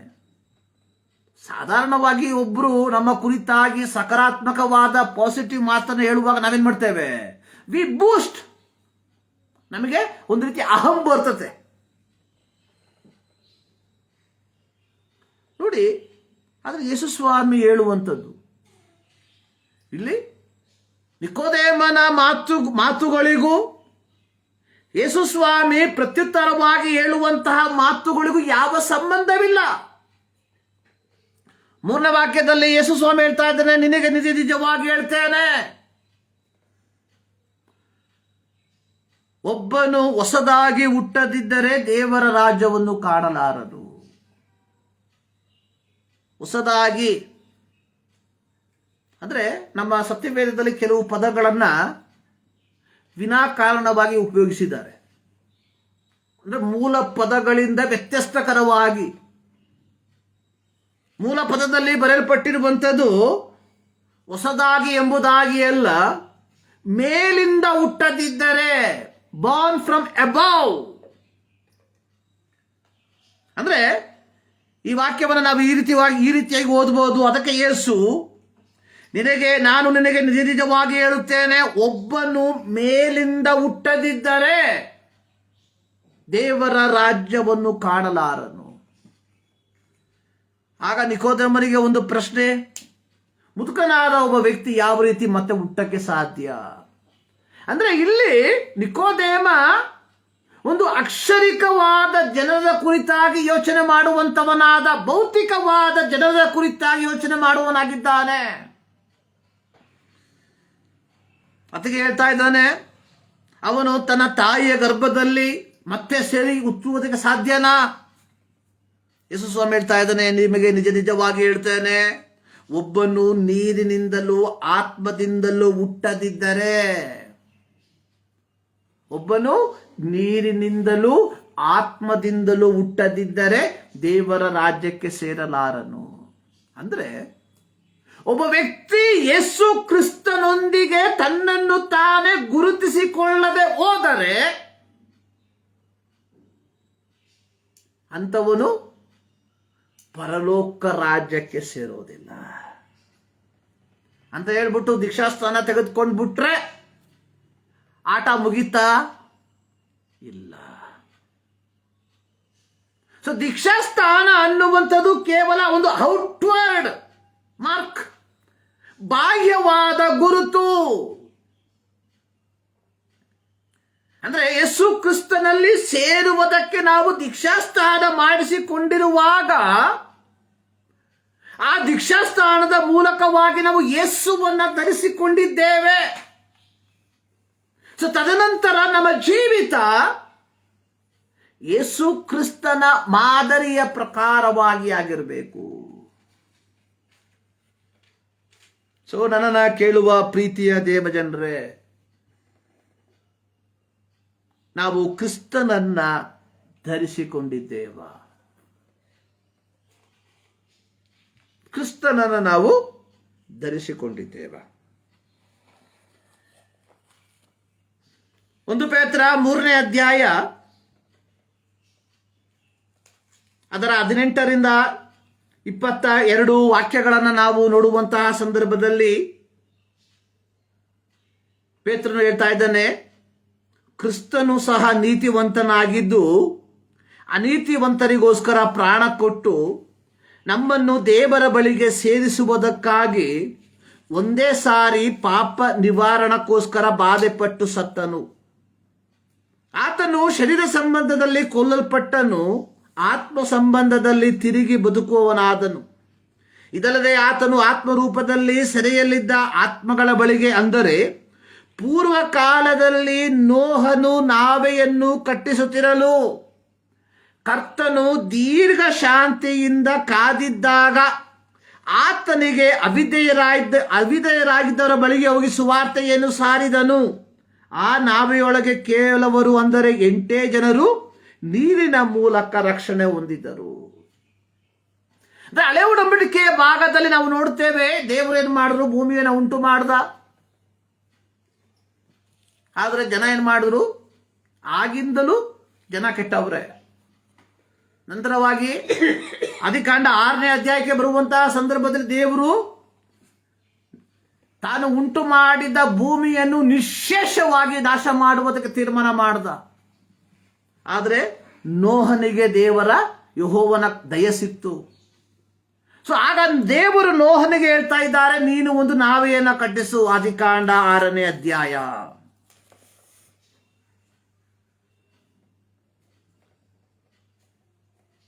ಆಮೇಲೆ ದೇವರು ಹೇಳುವಂಥದ್ದು, ನೀನೊಂದು ಕೆಲಸ ಮಾಡಬೇಕು, ನಾವೆಯನ್ನ ಕಟ್ಟಿಸಿ.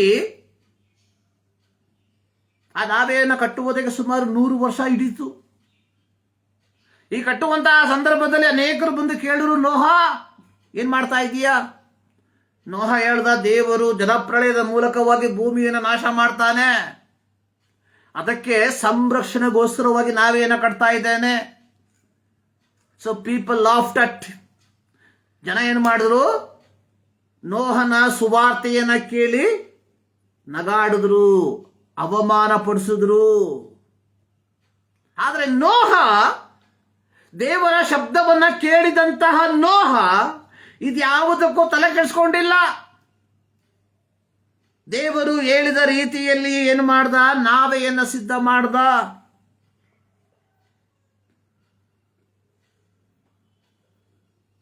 ಅದಾದ ಮೇಲೆ ಏನಾಯ್ತು, ತನ್ನ ಹೆಂಡತಿ, ಮಕ್ಕಳು, ಸೊಸೆಯರ ಸಹಿತವಾಗಿ ನಾವೆಯನ್ನ ಸೇರ್ದ. ದೇವರೇನು ಮಾಡಿದ್ರು, ಮಳೆಯನ್ನ ಸುರಿಸಿದ್ರು, ಬೆಟ್ಟಗಳು ಮುಳುಗಿ ಹೋದವು, ಮೂಗಿನ ಮೂಲಕ ಶ್ವಾಸ ಬಿಡುವಂತ ಎಲ್ಲವೂ ಏನಾಯ್ತು, ನಿಶ್ಶೇಷವಾಗಿ ನಾಶವಾಯಿತು. ಆದರೆ ನಾವೆಯಲ್ಲಿ ಸೇರಿದಂತಹ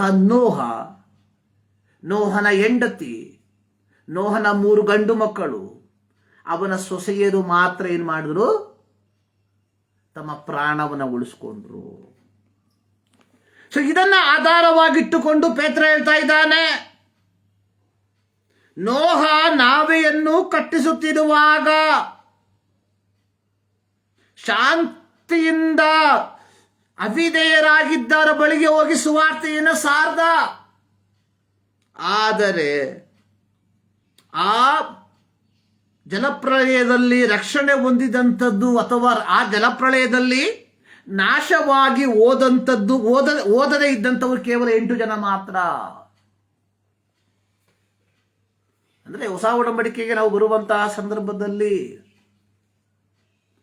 ಅಂದ್ರೆ ಯಾರು ನೋಡಿ, ಇಲ್ಲಿ ನೋಹ ನಾವು ಪ್ರತ್ಯೇಕವಾಗಿ 6ನೇ ಅಧ್ಯಾಯದಲ್ಲಿ ಬರುವಂತಹ ಸಂದರ್ಭದಲ್ಲಿ ಭೂಮಿಯ ಮೇಲೆ ಜನರು ಹೆಚ್ಚುತ್ತಾ ಅವರಿಗೆ ಹೆಣ್ಣು ಮಕ್ಕಳು ಹುಟ್ಟಲು ದೇವಪುತ್ರರು ಮನುಷ್ಯ ಪುತ್ರಿಯರ ಸೌಂದರ್ಯವನ್ನು ನೋಡಿ ತಮಗೆ ಇಷ್ಟರಾದವರನ್ನು ಹೆಂಡರನ್ನಾಗಿ ಮಾಡಿಕೊಂಡ್ರು. ಅಂದ್ರೆ ತಮ್ಮಿಷ್ಟದ ಪ್ರಕಾರವಾಗಿ ಬದುಕುವವರಾದ್ರು. ಇಲ್ಲಿ ದೇವಪುತ್ರರು ಎಂಬುದಾಗಿ ನಾವು ನೋಡುವಂತಹ ಸಂದರ್ಭದಲ್ಲಿ ಕಾಯಿನನ ಸಂತತಿಯವರು, ಮನುಷ್ಯ ಪುತ್ರರು ಎಂಬುದಾಗಿ ನಾವು ನೋಡುವಂತಹ ಸಂದರ್ಭದಲ್ಲಿ ಸೇತನ ಸಂತತಿಯವರು. ನೋಡಿ, ಇಲ್ಲಿ ಜನ ತಮ್ಮಿಷ್ಟದ ಪ್ರಕಾರವಾಗಿ ಬದುಕ್ತಾ ಇದ್ದಾರೆ. ಆದರೆ ನೋಹ ಲೋಕದವರ ಸಂಗಡ ತನ್ನನ್ನು ತಾನು ಗುರುತಿಸಿಕೊಳ್ಳಲಿಲ್ಲ. ಬದಲಿಗೆ ದೇವರೊಂದಿಗೆ ತನ್ನನ್ನು ಗುರುತಿಸಿಕೊಂಡ. ನೋಡಿ, 13ನೇ ವಾಕ್ಯದಲ್ಲಿ ದೇವರು ನೋಹನಿಗೆ ಎಲ್ಲಾ ದೇಹಿಗಳಿಗೂ ಅಂತ್ಯವನ್ನು ತೀರ್ಮಾನಿಸಿದ್ದೇನೆ. ಭೂಲೋಕವು ಅವರ ಅನ್ಯಾಯದಿಂದ ತುಂಬಿದೆ. ನಾನು ಭೂಮಿಯ ಮೇಲಿರುವುದೆಲ್ಲವನ್ನು ಅಳಿಸಿ ಬಿಡುತ್ತೇನೆ.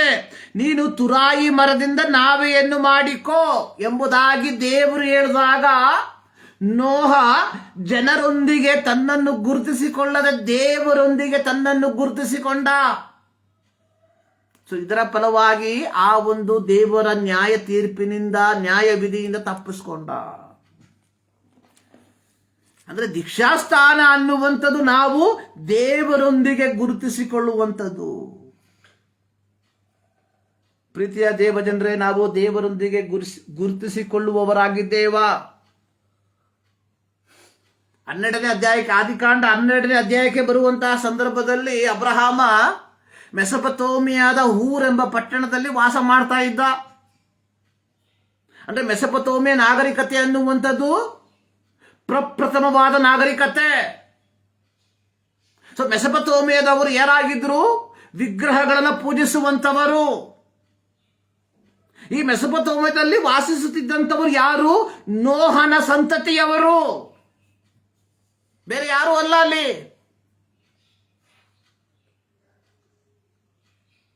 ನೋಡಿ, 10 ತಲೆಮಾರು ಹಿಂದಕ್ಕೆ ಹೋದ್ರೆ, ಅಬ್ರಹಾಮನ 10 ತಲೆಮಾರು ಹಿಂದಕ್ಕೆ ಹೋದ್ರೆ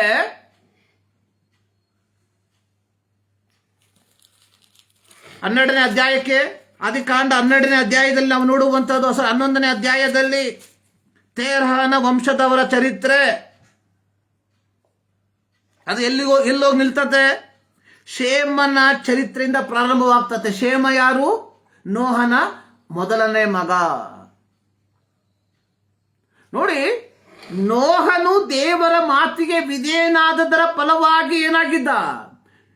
ಆ ನ್ಯಾಯ ತೀರ್ಪಿನಿಂದ ತಪ್ಪಿಸ್ಕೊಂಡ. ಆದರೆ ನಂತರ ನಾವು ನೋಡುವಂಥದ್ದು ಮೆಸೊಪೊತಾಮಿಯಕ್ಕೆ ಬರುವಂತಹ ಸಂದರ್ಭದಲ್ಲಿ ಜನ ಏನ್ ಮಾಡಿದ್ರು? ದೇವರನ್ನ ಬಿಟ್ಟು ದೂರ ಹೋದ್ರು. ಆದ್ರೆ ಇಲ್ಲಿ ಅಬ್ರಹಾಮನ ಜೀವಿತವನ್ನು ನಾವು ನೋಡುವಂತಹ ಸಂದರ್ಭದಲ್ಲಿ ಅಬ್ರಹಾಮನಿಗೆ ಒಂದು ದಿನ ಒಂದು ಶಬ್ದ ಕೇಳಿತು. 12ನೇ ಅಧ್ಯಾಯ, ನೀನು ಸ್ವದೇಶವನ್ನ, ಬಂಧು ಬಳಗವನ್ನ ಬಿಟ್ಟು ನಾನು ತೋರಿಸುವ ದೇಶಕ್ಕೆ ಹೊರಟು ಹೋಗು ಎಂಬ ಶಬ್ದವನ್ನ ಕೇಳಿದಾಗ ಅಬ್ರಹಾಮ ಏನ್ ಮಾಡ್ದ? ದೇವರೊಂದಿಗೆ ತನ್ನನ್ನು ಗುರುತಿಸಿಕೊಂಡ. ನೋಡಿ, ದೇವರೊಂದಿಗೆ ಗುರುತಿಸಿಕೊಳ್ಳುವುದು. ನೋಹ ದೇವರೊಂದಿಗೆ ಗುರುತಿಸಿಕೊಂಡು ಏನು ಮಾಡ್ದ? ನಾವೆಯನ್ನ ಕಟ್ಟದ. ಅಬ್ರಹಾಮ ದೇವರೊಂದಿಗೆ ಗುರುತಿಸಿಕೊಂಡು ಏನು ಮಾಡ್ದ? ತಾನು ಹುಟ್ಟು ಬೆಳೆದಂತಹ ದೇಶವನ್ನ ಬಿಟ್ಟು ದೇವರು ತೋರಿಸುವಂತಹ ದೇಶಕ್ಕೆ ಹೊರಟು ಹೋದ. ಅಂದ್ರೆ ಪ್ರಿಯರೇ, ನಾವು ದೇವರೊಂದಿಗೆ ಗುರುತಿಸಿಕೊಳ್ಬೇಕು, ಸಭೆಯೊಂದಿಗೆ ಅಲ್ಲ. ಸಂಸ್ಥೆಗಳೊಂದಿಗೆ ಅಲ್ಲ. We should identity with Christ.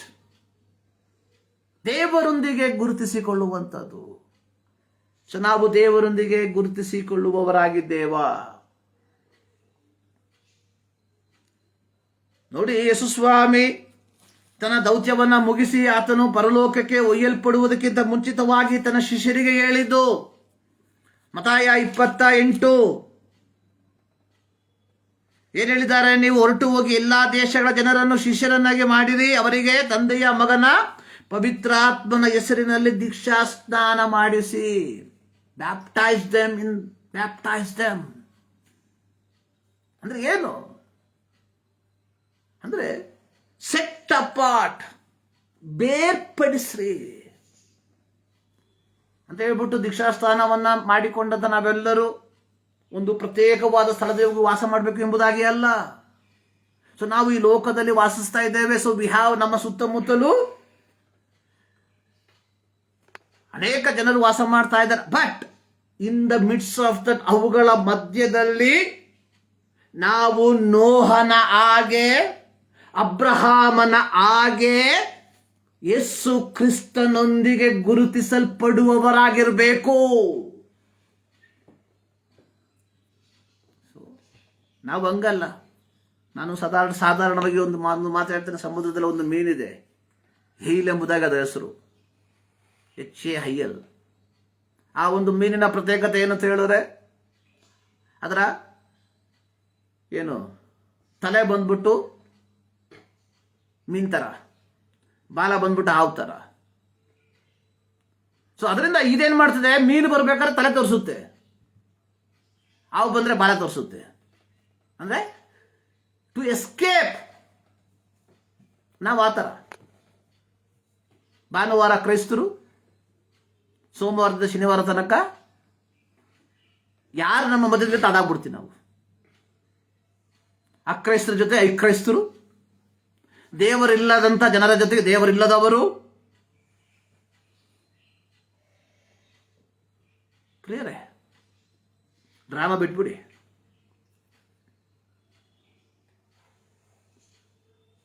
Identify. So we have to identify with Christ. Identify in Christ. ಕ್ರಿಸ್ತನೊಟ್ಟಿಗೆ ಗುರುತಿಸಿಕೊಳ್ಬೇಕು. ಸೊ ಈ ರೀತಿ ಕ್ರಿಸ್ತನೊಂದಿಗೆ ನಾವು ಗುರುತಿಸಿಕೊಳ್ಳುವಾಗ ಪ್ರಿಯರೇ, ಒಂದು ಮಾತು ಹೇಳ್ತೀನಿ ನೋಡ್ರಿ. ಈ 21ನೇ ಶತಮಾನದಲ್ಲಿ ಕ್ರೈಸ್ತರಿಗೆ ಪೀಡನೆ ಬರುವಂಥದ್ದು ಅಕ್ರೈಸ್ತರ ಮೂಲಕವಾಗಿ ಅಲ್ಲ. They will never. ಉದಾಹರಣೆಗೆ ಹೇಳ್ತೇನೆ. ಈಗ ನಾವು ಒಂದು ಜಾಗದಲ್ಲಿ ವಾಸ ಮಾಡ್ತಾ ಇರ್ತೇವೆ. ಅಲ್ಲಿ ಎಲ್ಲ ವಿಧವಾದಂತಹ ಏನು ಅನೀತಿಯ ಒಂದು ಪರಿಸರ ಅಂತ ಯೋಚನೆ ಮಾಡ್ಕೊಳ್ಳಿ. ಅಲ್ಲಿ ನಾವು ನೀತಿಯಾಗಿ ಬದುಕಿದ್ರೆ the people they love us, ಅವ್ರು ನಮ್ಮನ್ನು ಪ್ರೀತಿ ಮಾಡ್ತಾರೆ. ಆದರೆ ಸೊ ನಮ್ಮನ್ನ ದ್ವೇಷ ಮಾಡುವಂಥವ್ರು ಯಾರು? ಕ್ರೈಸ್ತರು.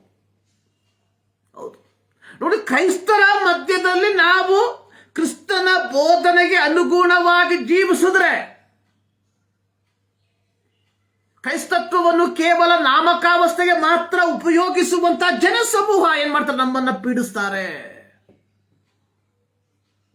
ಅದು ಬಿಟ್ಬಿಟ್ಟು ಅಕ್ರೈಸ್ತರು ನಮ್ಮನ್ನ ಪೀಡಿಸೋದಿಲ್ಲ. ಆದ್ರೆ ಇವತ್ತು ನಾವು ಏನ್ ಮಾಡಿದ್ದೇವೆ? ಎಲ್ಲ ಅಕ್ರೈಸ್ತರ ಮೇಲೆ ಹಾಕ್ಬಿಡ್ತೇವೆ. ನೋ, ತಪ್ಪಾದಂಥ ವಿಚಾರಗಳನ್ನ ಹೇಳಕೋಬಾರ್ದು ನಾವಿಲ್ಲಿ. So we have to identify. ನಾವೇನ್ ಮಾಡಬೇಕು? ಗುರುತಿಸಲ್ಪಡಬೇಕು. ಯಾರೊಂದಿಗೆ ಗುರುತಿಸಲ್ಪಡಬೇಕು? ಯೇಸು ಕ್ರಿಸ್ತನೊಂದಿಗೆ ಗುರುತಿಸಲ್ಪಡಬೇಕು. ಸೊ ನಾವು ದೀಕ್ಷಾಸ್ಥಾನ ತೆಗೆದುಕೊಂಡು ಇಷ್ಟೆಲ್ಲ ವರ್ಷ ಆಯ್ತು. ನಿಜವಾಗ್ಲೂ ಹೇಳ್ಬೇಕಾದ್ರೆ ಅನೇಕರಿಗೆ ಗೊತ್ತಿಲ್ಲ ಯಾತಕ್ಕೋಸ್ಕರ ದೀಕ್ಷಾಸ್ಥಾನ ತೆಗೆದುಕೊಂಡೆ ಎಂಬುದಾಗಿ. ಅನೇಕರಿಗೆ ಗೊತ್ತಿಲ್ಲ. ಇನ್ನೂ ಅನೇಕರು ಇದ್ದಾರೆ, ಮಾಡೋದೆಲ್ಲ ಮಾಡೋಣ, ಮಜಾ ಮಾಡೋಣ, ಸ್ವಲ್ಪ ಆಗಲಿ, ಒಂದು 25, 30, 40 ವಯಸ್ಸು ಆಗಲಿ, ಅಷ್ಟೊತ್ತಿಗೆಲ್ಲ ಮುಗಿದೋಗಿರುತ್ತೆ. ಆಮೇಲೆ ಬೇಕಾದ್ರೆ ಮುಳುಗೋಣ. ನೋ. ಐಥಿಯೋಪಿಯಾದ ಅಧಿಕಾರಿ ಹೇಳಲಿಲ್ಲ ಮುಂದಿನ ವರ್ಷ ಬರ್ಬೇಕಾದ್ರೆ ನಾನು ಮುಳುಗ್ತೀನಿ ಅಂತ. ಫಿಲಿಪ್ ಏನ್ ಮಾಡ್ದ? ಯೆಶಾಯನ ಪ್ರವಾದನ ಗ್ರಂಥವನ್ನು ಆಧರಿಸಿ ಯೇಸು ಕ್ರಿಸ್ತನ ಕುರಿತಾಗಿ ಹೇಳ್ದ. ಮಾರ್ಗ ಮಧ್ಯದಲ್ಲಿ ಯಾರು ಫಿಲಿಪಿ ನೋಡ್ಲಿಲ್ಲ ನೀರನ್ನ, ಯಾರು ನೋಡಿದ ನೀರನ್ನ? ಐಥಿಯೋಪಿಯಾದ ಅಧಿಕಾರಿ ನೋಡಿದ ನೀರನ್ನ. ಅಲ್ಲಿ ಕರೆಕ್ಟಾಗಿ ಓದ್ ನೋಡಿ, 8ನೇ ಅಧ್ಯಾಯದಲ್ಲಿ ಬರೆಯಲ್ಪಟ್ಟಿರುವಂಥದ್ದು ಅಗೋ ನೀರು, ಅಗೋ ನೀರು, ವಾಟ್ ಇಂಡಸ್ ಮೀ. ನೋಡಿ ಅಲ್ಲಿ ಬರೆಯಲ್ಪಟ್ಟಿರುವಂಥದ್ದು ಅಗೋ ನೀರು, ನನಗೆ ದೀಕ್ಷಾಸ್ಥಾನವಾಗುವುದಕ್ಕೆ ಅಡ್ಡಿ ಏನು? ಫಿಲಿಪ ಏನ್ ಹೇಳ್ತಾ ಇದ್ದಾನೆ? ಫಿಲಿಪ ಏನ್ ಹೇಳ್ದ? ಅವನಿಗೆ ದೀಕ್ಷಾಸ್ನಾನವನ್ನು ಮಾಡಿಸ್ತಾ. ಅಂದ್ರೆ ಏನು?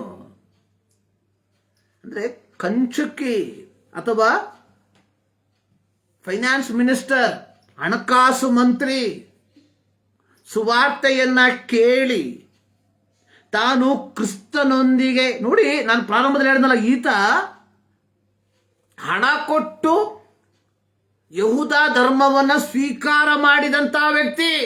ಈಸ್ ನಾಟ್ ಎ ಜೂ, ಒಬ್ಬ ಯಹೂದ್ಯನಲ್ಲ ಇವನು. ಐಥಿಯೋಪಿಯಾ ಅಂದ್ರೆ ಆಫ್ರಿಕನ್ ಕಂಟ್ರಿ. ಯಹೂದ ಮತವನ್ನ ಸ್ವೀಕಾರ ಮಾಡಿದ್ರು ಸಹ ಸೊ ಇವನಿಗೆ ಯೆರೂಸಲೇಮ್ ದೇವಾಲಯದೊಳಗೆ ಇದಿಲ್ಲ, ಪ್ರವೇಶ ಇಲ್ಲ. ಸೊ ಇವನು ಔಟರ್ ಕೋರ್ಟಲ್ ಮಾತ್ರ ನಿಂತಬೇಕು, ಪ್ರಾಕಾರದಲ್ಲಿ ಮಾತ್ರ ನಿಲ್ಲತಕ್ಕವನು. ಆದ್ರೆ ಸುವಾರ್ತೆಯನ್ನ ಕೇಳಿದಾಗ ಅವನು ಹೇಳ್ತಾ ಇದ್ದಾನೆ, ನೋಡಿ ಆ ಕಾಲದಲ್ಲಿ ಜನ so they want to identify with Jews people. ಆದ್ರೆ ಇಲ್ಲಿ ಸುವಾರ್ತೆಯನ್ನ ಕೇಳಿದ ತಕ್ಷಣವಾಗಿ ಹೇಳ್ತಾ ಇದ್ದಾನೆ, no, I want to identify with Christ. ನನಗೆ ಕ್ರಿಸ್ತನೊಂದಿಗೆ ಗುರುತಿಸಲ್ಪಡಬೇಕು. So that is more important. ಅದು ಬಹಳ ಪ್ರಾಮುಖ್ಯತೆ. ಪ್ರಿಯ ದೇವ ಜನರೇ,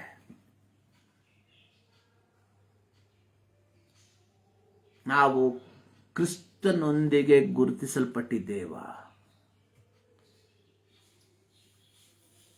ನಿಕೋದೇಮನ ಬಗ್ಗೆ ನಾವು ಕೇಳಿದ್ವಿ. ನಿಕೋದೇಮ ರಾತ್ರಿ ಬರ್ತಾ ಇದ್ದ. ಯಾಕಂದ್ರೆ ಬೆಳಗ್ಗೆ ಬಂದ್ರೆ ಫರಿಸಾಯರು ಅಂದ್ರೆ ಯಹೂದ್ಯರು ಏನ್ ಮಾಡ್ತಾರೆ, ಅವನನ್ನ ಯಹೂದ ಧರ್ಮದಿಂದ ಹೊರಗೆ ಹಾಕ್ಬಿಡ್ತಾರೆ. ಸೊ ಅದಕ್ಕೆ ರಾತ್ರಿ ಬರ್ತಾ ಇದೆ ಯೇಸು ಸ್ವಾಮಿ ಬಳಿಗೆ. ಆದ್ರೆ ನೋಡಿ, ಯೇಸು ಸ್ವಾಮಿಯ ಮರಣದ ನಂತರವಾಗಿ ಯೇಸು ಸ್ವಾಮಿಯ ಶರೀರವನ್ನ ತೆಗೆದುಕೊಳ್ಳುವ ಸಂದರ್ಭದಲ್ಲಿ, ಯೇಸು ಸ್ವಾಮಿಯನ್ನ ಸಮಾಧಿ ಮಾಡುವಂತಹ ಸಂದರ್ಭದಲ್ಲಿ ಈ ನಿಕೋದೇಮ ಮುಂದೆ ನಿಂತಿದ್ದಾನೆ. ಒಂದು ಕಾಲದಲ್ಲಿ ಪ್ರಾರಂಭದಲ್ಲಿ ರಾತ್ರಿ ಬಂದ. ಆದ್ರೆ ಯೇಸುವಿನ ಮರಣವಾದ ನಂತರ ಅರಿಮಥಾಯನ ಯೋಸೇಫನೊಂದಿಗೆ ಬಂದು ಪಿಲಾತನನ್ನ ಭೇಟಿಯಾಗಿ ಯೇಸು ಕ್ರಿಸ್ತನ ಶರೀರವನ್ನು ತೆಗೆದುಕೊಂಡು ಅಲ್ಲಿ ನಿಕೋದೇಮ 100 ಸೇರಿನಷ್ಟು ಸುಗಂಧ ದ್ರವ್ಯವನ್ನ ತಂದು ಯೇಸುವಿನ ಶರೀರಕ್ಕೆ ಹಾಕಿ ಸಮಾಧಿ ಮಾಡ್ದ. ಏನ್ ಮಾಡ್ದ? ಅಲ್ಲಿ ಐಡೆಂಟಿಫೈಡ್ ಡೈರೆಕ್ಟ್ಲಿ, ಬಹಿರಂಗವಾಗಿ ಏನ್ ಮಾಡ್ದ? ಯೇಸು ಸ್ವಾಮಿಯೊಂದಿಗೆ ಗುರುತಿಸಿಕೊಂಡ. ದೀಕ್ಷಾಸ್ಥಾನ ಅನ್ನುವಂಥದ್ದು ಬಹಿರಂಗವಾಗಿ ಗುರುತಿಸಲ್ಪಡುವಂಥದ್ದು.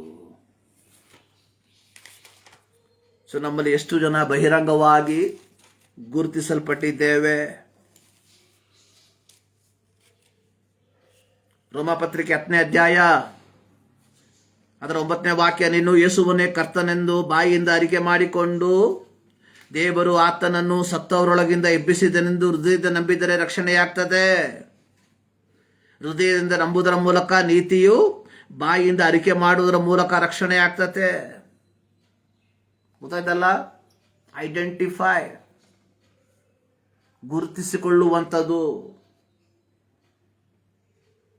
ಅದೇ ನಾನು ಪ್ರಾರಂಭದಲ್ಲಿ ಹೇಳಿದ್ನಲ್ಲ, ಸಂದರ್ಭಕ್ಕನುಸಾರವಾಗಿ ಬದಲಾಗುವಂಥದ್ದಲ್ಲ ಕ್ರೈಸ್ತತ್ವ.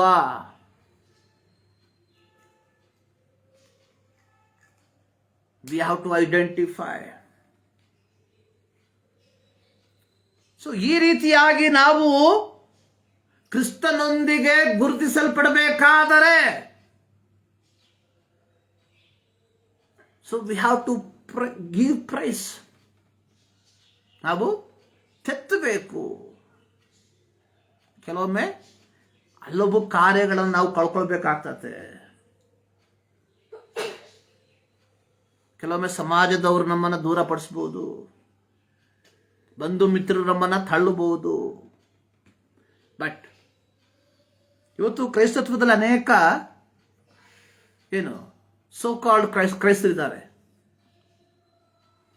ಅಂದರೆ ಮನೆಯವರಿಗೆ ಗೊತ್ತಿಲ್ಲದಂಗೆ ಹೋಗ್ಬಿಟ್ಟು ಗಪ್ಚುಪ್ಪಾಗಿ ದೀಕ್ಷಾಸ್ನಾನ ಮಾಡಿಕೊಂಡು ಬಾಳ್ವೆ ಮಾಡುವಂಥ ಅನೇಕ ಕ್ರೈಸ್ತರಿದ್ದಾರೆ. No, we have to identify. ಬಹಿರಂಗವಾಗಿ ಮಾಡತಕ್ಕದನ್ನು ಬಹಿರಂಗವಾಗಿ ಮಾಡಲೇಬೇಕು. ಗುಪ್ತವಾಗಿ ಮಾಡತಕ್ಕದನ್ನ ಗುಪ್ತವಾಗಿ ಮಾಡಬೇಕು. ಯೇಸು ಸ್ವಾಮಿ ಹೇಳಿದ, ನೀನು ಪ್ರಾರ್ಥನೆ ಮಾಡುವಾಗ ಕೋಣೆ ಒಳಗೆ ಹೋಗಿ ಕದ ಹಾಕೊಂಡು ಪ್ರಾರ್ಥನೆ ಮಾಡು, ಅದು ಗುಪ್ತವಾಗಿ ಮಾಡಬೇಕು. ನೀನು ಉಪವಾಸ ಮಾಡಬೇಕಾದ್ರೆ ಸ್ನಾನ ಮಾಡಿಕೊಂಡು ಮುಖಕ್ಕೆ ಎಣ್ಣೆ ಹಚ್ಕೊಂಡು ಸೋಪ್ ಹಾಕ್ಬಿಟ್ಟು ಉಪವಾಸ ಮಾಡು, ಯಾಕಂದ್ರೆ ಜನ ಗೊತ್ತಾಗಬಾರ್ದು ನೀನು ಉಪವಾಸ ಎಂಬುದಾಗಿ. ನೀನು ದಾನ ಮಾಡಬೇಕಾದ್ರೆ ಗುಪ್ತವಾಗಿ ಮಾಡು, ಯಾಕಂದ್ರೆ ಯಾರಿಗೂ ಗೊತ್ತಾಗಬಾರ್ದು. ಸೊ ಇವೆಲ್ಲ ಗುಪ್ತವಾಗಿ ಮಾಡಬೇಕು. ಆದ್ರೆ ನಾವು ಇವೆಲ್ಲವನ್ನ ಬಹಿರಂಗವಾಗಿ ಮಾಡಿಬಿಡ್ತೇವೆ. ನೋಡಿ, ಯೇಸು ಸ್ವಾಮಿ ಬಹಿರಂಗವಾಗಿ ಮಾಡಬೇಕು ಎಂಬುದಾಗಿ ಹೇಳಿರುವಂಥದ್ದು ಗುಪ್ತವಾಗಿ ಮಾಡ್ತೇವೆ. ಯೇಸು ಸ್ವಾಮಿ ಏನು ಹೇಳಿದ್ರು ನೋಡಿ, ಮಾರ್ಕನ ಸುವಾರ್ತೆ 15ನೇ ಅಧ್ಯಾಯಕ್ಕೆ ಬರುವಂತಹ ಸಂದರ್ಭದಲ್ಲಿ ಇಟ್ ಇಸ್ ನಾಟ್ ಅ ಕಂಪಲ್.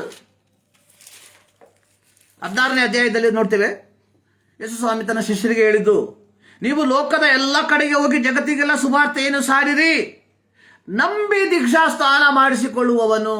ಅಂದ್ರೆ ಯಾರು ನಂಬಿ ಯೇಸು ಕ್ರಿಸ್ತನೊಂದಿಗೆ ತಮ್ಮನ್ನು ತಾವೇ ಗುರುತಿಸಿಕೊಳ್ಳುತ್ತಾರೋ ಅವರು ರಕ್ಷಣೆ ಹೊಂದುತ್ತಾರೆ.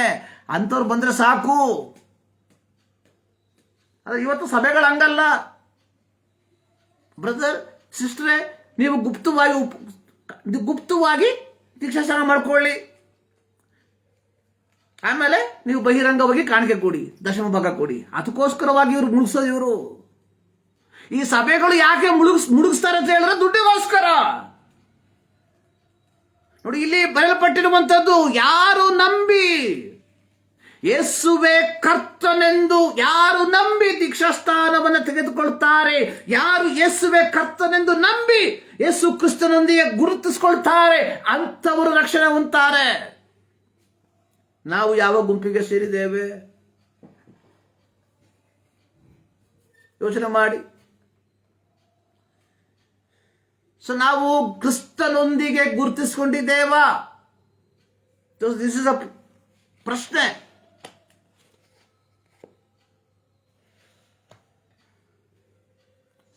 ಬ್ರದರ್, ನಾವು ಕೇಳಿದ ಆ ಥರ ಕೇಳ್ಬಿಟ್ಟು ಏನು ಉಪಯೋಗ ಇಲ್ಲ. ಅದರಿಂದ ಅವ್ರಿಗೆ ಲಾಭ ಆಯಿತು, ಯಾರಿಗೆ? ಮುಳುಗಿಸಿರೋ ಲಾಭ ಆಯಿತು.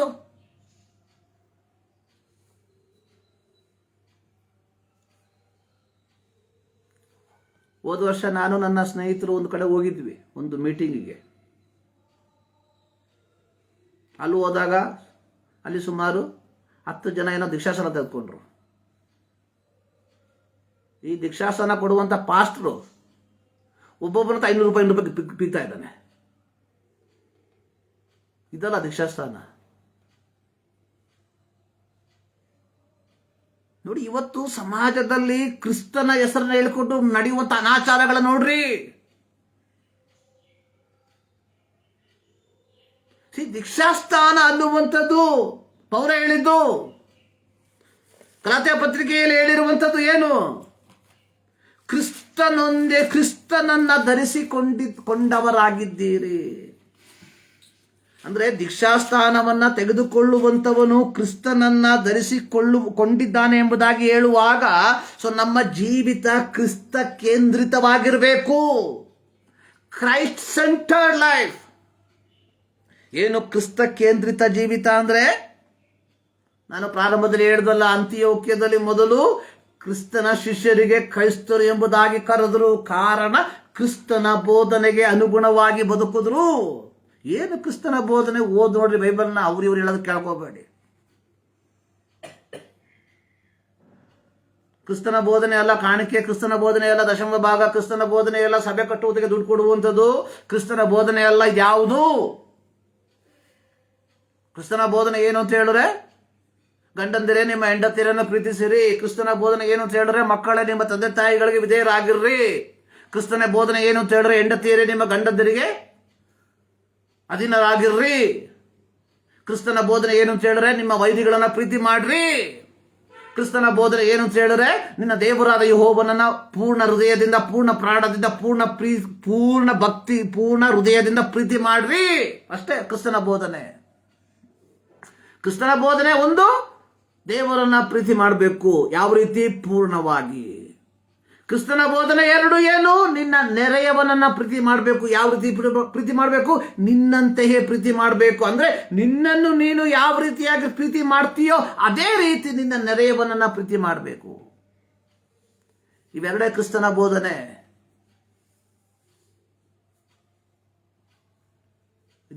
ಬೇರೆ ಯಾವುದು ಅಲ್ಲ. 1 ಕೊಡಬೇಕು, 10 ರೂಪಾಯಿ ಸಿಕ್ಕಿದ್ರೆ 1 ರೂಪಾಯಿ ಕೊಡಬೇಕು, 100 ರೂಪಾಯಿ ಸಿಕ್ಕಿದ್ರೆ 10 ರೂಪಾಯಿ ಕೊಡಬೇಕು.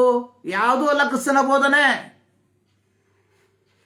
ಇದೆಲ್ಲ ಹೊಟ್ಟೆಪಾಡಿಗೋಸ್ಕರವಾಗಿ ಬಂದಂತವರ ಬೋಧನೆ. ಸೊ ಈ ರೀತಿ ಎಲ್ಲ ನಾವು ಕ್ರಿಸ್ತನೊಂದಿಗೆ ಗುರುತಿಸಿಕೊಳ್ಬೇಕಾಗಿರುವಂಥದ್ದು.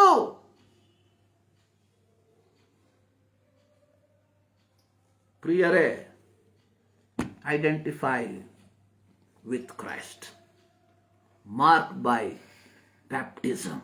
ಅಂದರೆ ದೀಕ್ಷಾಸ್ಥಾನದ ಮೂಲಕ ಕ್ರಿಸ್ತನೊಂದಿಗೆ ಗುರುತಿಸಿಕೊಳ್ಳುವುದು. ಅಂದರೆ ಗಲಾತ್ಯ ಪತ್ರಿಕೆಯಲ್ಲಿ ನಾವು ಓದಿದ ರೀತಿಯಲ್ಲಿ ಕ್ರಿಸ್ತನನ್ನ ಧರಿಸಿಕೊಳ್ಳುವಂಥದ್ದು. ಅಂದ್ರೆ ಕ್ರಿಸ್ತನನ್ನ ಧರಿಸ್ಕೊಂಡ್ಬಿಟ್ರೆ, ಸೊ ನಮ್ಮನ್ನ ನೋಡುವಂಥವ್ರು ಯಾರನ್ನ ನೋಡಬೇಕು? ಕ್ರಿಸ್ತನನ್ನ ನೋಡಬೇಕು. ನಮ್ಮ ಶಬ್ದವನ್ನ ಕೇಳುವಂಥವರು ಕ್ರಿಸ್ತನ ಶಬ್ದವನ್ನ ಕೇಳಬೇಕು. ನಮ್ಮೊಂದಿಗೆ ಒಡನಾಡುವಂಥವರು ಕ್ರಿಸ್ತನೊಂದಿಗೆ ಒಡನಾಡುವಂಥವರಾಗಿರಬೇಕು. ಸಂಕ್ಷಿಪ್ತವಾಗಿ ಹೇಳೋದಾದ್ರೆ, ಸೊ ನಿನ್ನ ಒಂದು ಸಾನ್ನಿಧ್ಯ ಇತರರಿಗೆ ಯೇಸು ಕ್ರಿಸ್ತನ ಸಾನ್ನಿಧ್ಯವಾಗಿ ಮಾರ್ಪಡಬೇಕು. ಕೆಲವೊಮ್ಮೆ ಇತರೆ ಧಾರ್ಮಿಕದವರ ಮನೆಗೆ ಹೋಗ್ಬೇಕಾದ್ರೆ ಅಲ್ಲಿ ಕ್ರಿಸ್ತನ ಪ್ರೀತಿ, ಕ್ರಿಸ್ತನ ಸುವಾಸನೆ ನಿನ್ನ ಮೂಲಕವಾಗಿ ಏನ್ ಮಾಡಬೇಕು? ಪ್ರಸರಿಸಬೇಕು. ಅದು ಸೇವೆ. ಪ್ರಿಯರೇ, ನಾವು ಕ್ರಿಸ್ತನೊಂದಿಗೆ ಗುರುತಿಸಲ್ಪಡುವವರಾಗಿದ್ದೇವ. ಪ್ರಾರ್ಥನೆ ಮಾಡೋಣ. ಸರ್ವಶಕ್ತನಾದ ದೇವರೇ, ಮತದಾವರ್ತಿ ನಮ್ಮನ್ನೇ ನಿಮ್ಮ ಸನ್ನಿಧಾನಕ್ಕೆ ಸಮರ್ಪಿಸ್ತಾ ಇದ್ದೇವೆ. ನಿಮ್ಮ ವಾಕ್ಯಕ್ಕಾಗಿ ಸ್ತೋತ್ರ, ನಮ್ಮ ಸಂಗಡ ಮಾತನಾಡೋದಕ್ಕಾಗಿ ಸ್ತೋತ್ರ.